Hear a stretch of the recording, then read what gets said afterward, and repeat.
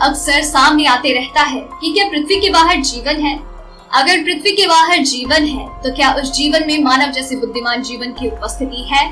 सारे विश्व में यूएफओ या उड़न तश्तरी के दिखाई देने की अफवाहें या तथाकथित समाचार सामने आते रहते हैं। हॉलीवुड की फिल्मों में भी एलियन या परग्रही एक प्रमुख कथानक रहता है। इन फिल्मों में उन्हें अधिकतर ऐसे खलनायकों के रूप में प्रस्तुत किया जाता है जिनका मकसद पृथ्वी के प्राकृतिक संसाधनों जैसे कि जल, स्वर्ण या खनिज का उपभोग करना या मानव जाति को अपनी गुलाम जाति के रूप में प्रयोग करना है। क्या एलियन या परग्रही जीवों का अस्तित्व है? वर्तमान विज्ञान के अनुसार पृथ्वी के बाहर जीवन न पनपने का कोई कारण नहीं है। पृथ्वी या सौर मंडल में ऐसी कोई विशेषता नहीं है कि केवल पृथ्वी पर ही जीवन की संभावना हो। वैज्ञानिकों का मानना है कि बाह्य अंतरिक्ष में भी जीवन की उत्पत्ति और विकास के लिए सामग्री और परिस्थितियां मौजूद हैं। हमारी आकाशगंगा में करीब 200 अरब तारे हैं, जिनमें हमारा सूर्य एक सामान्य तारा है। आकाशगंगा की चौड़ाई 1 लाख प्रकाश वर्ष तथा मोटाई 20,000 प्रकाश वर्ष है।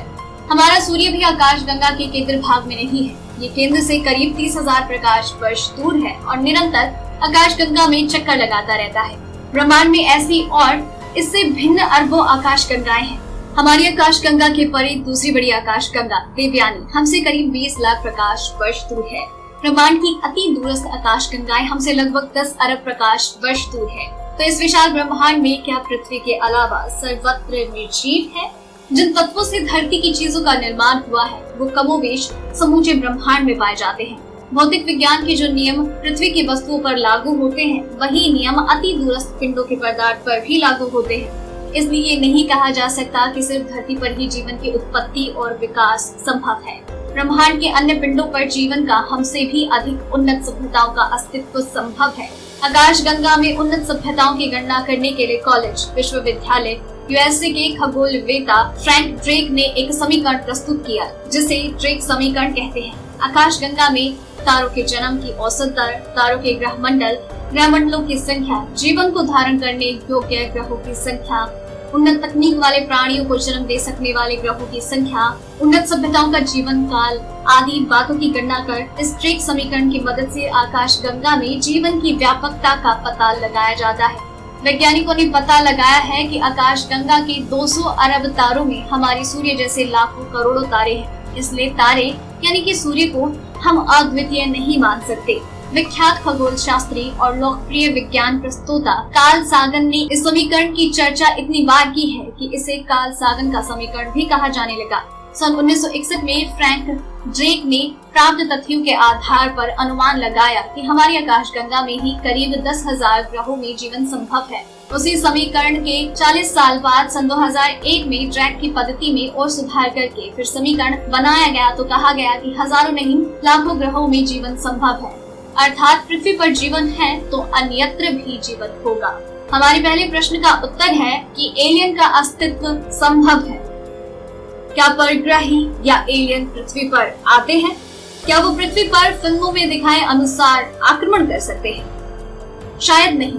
तारों के मध्य दूरी अत्यधिक होती है। सूर्य के सबसे निकट का तारा प्रॉक्सिमा सेंचुरी 4 प्रकाश वर्ष दूर है। उससे प्रकाश को भी हम तक पहुंचने में 4 वर्ष लगते हैं। प्रकाश की गति अत्यधिक है। वो 1 सेकंड में लगभग 3 लाख किलोमीटर की यात्रा करता है। तुलना के लिए सूर्य से पृथ्वी तक प्रकाश पहुंचने में केवल 8 मिनट लगते हैं। कई प्रकाश वर्ष की दूरी तय करने के लिए इतनी दूरी तक यात्रा करने में वर्तमान के हमारे सबसे तेज रॉकेट को भी सैकड़ों वर्ष लगेंगे। ऐसी लंबी यात्रा में ढेर सारी अड़चनें हैं, जिसमें कई वर्षों की इतनी लंबी यात्रा मानव व किसी भी अन्य बुद्धिमान जीव के लिए आसान नहीं होगी। यात्रा में लगने वाले यान के लिए निर्माण में ढेर सारी प्रायोगिक मुश्किलें आएंगी।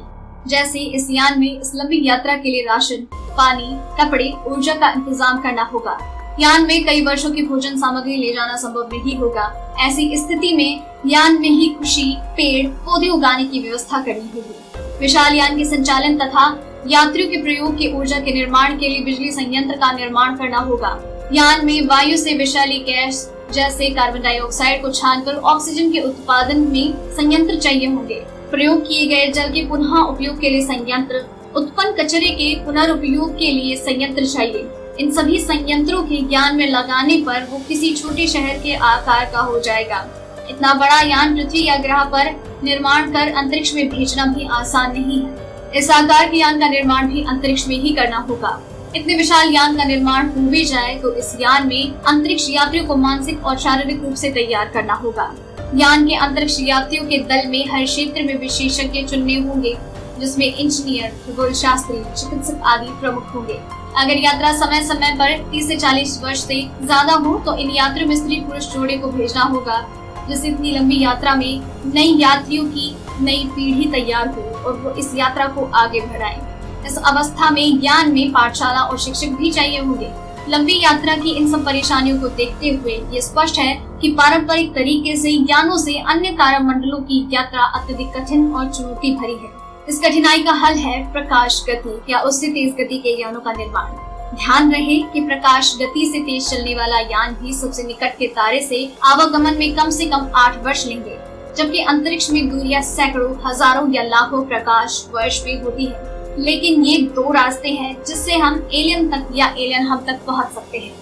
पहला, प्रकाश गति से तेज यान।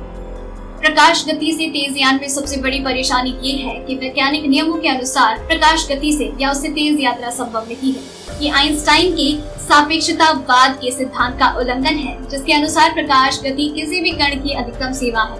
कोई भी वस्तु जो अपना द्रव्यमान रखती है वो प्रकाश गति प्राप्त नहीं कर सकती। उसे प्रकाश गति प्राप्त करने अनंत ऊर्जा चाहिए, जो कि संभव नहीं। मान लेते हैं कि किसी तरह से सापेक्षतावाद के इस नियम का तोड़ निकाल लिया जाए और प्रकाश गति से यात्रा करने वाला यान बना भी लिया जाए। इस अवस्था में समय विस्तार वाली समस्या आएगी। हम जानते हैं कि समय की गति सर्वत्र समान नहीं होती। प्रकाश गति से चलने वाले यान में समय की गति धीमी हो जाएगी, जबकि पृथ्वी या एलियन ग्रह पर समय की गति सामान्य ही रहेगी। प्रकाश गति से चलने वाला यान को पृथ्वी से प्रॉक्सिमा सेंचुरी तक पहुंचने में 4 वर्ष लगेंगे, लेकिन पृथ्वी पर सदियां बीत जाएंगी। इन सभी प्रायोगिक कारणों से एलियन का पृथ्वी पर आना संभव नहीं लगता। नंबर 2, वर्म होल द्वारा यात्रा। एक अन्य उपाय है वर्म होल से यात्रा। वर्म होल ऐसा सैद्धांतिक शॉर्टकट है जो अंतरिक्ष के 2 बिंदुओं को जोड़ते हैं। इनका अस्तित्व प्रमाणित नहीं है, लेकिन ये सैद्धांतिक रूप से संभव है। इसके द्वारा किसी भी दूरी की यात्रा पलक झपकते संभव है। आप किसी वर्म होल के एक छोर से प्रवेश करें और पलक झपकते ही आप किसी अन्य आकाशगंगा या किसी अन्य तारामंडल में जा सकते हैं। हमारे पास ऐसे वर्म होल बनाने की तकनीक नहीं है। मानव सभ्यता को वर्म होल बनाने की तकनीक प्राप्त करने के लिए अभी हजारों या लाखों वर्ष का तकनीकी विकास करना होगा।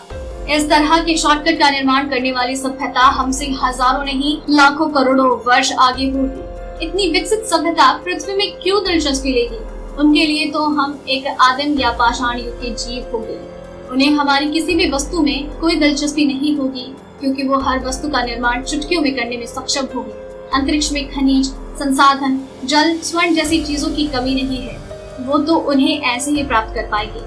मानव को गुलामजादी बनाने की भी उन्हें कोई आवश्यकता नहीं होगी, क्योंकि उनके पास उनके हर काम को करने के लिए रोबोट्स की फौज होगी। वर्म होल का निर्माण कर सकने वाली विकसित सभ्यता के लिए हम किसी कीड़े मकोड़े से ज्यादा नहीं होंगे। आप खुद सोचें कि क्या आपकी किसी दीमक की धूप पर या चींटियों के समूह पर कोई दिलचस्पी होती है? क्या आप उन पर आक्रमण करने की सोचते हैं? ये जो आपसे सवाल किए गए हैं, इनका जवाब आप हमें नीचे कमेंट सेक्शन में जरूर दीजिएगा।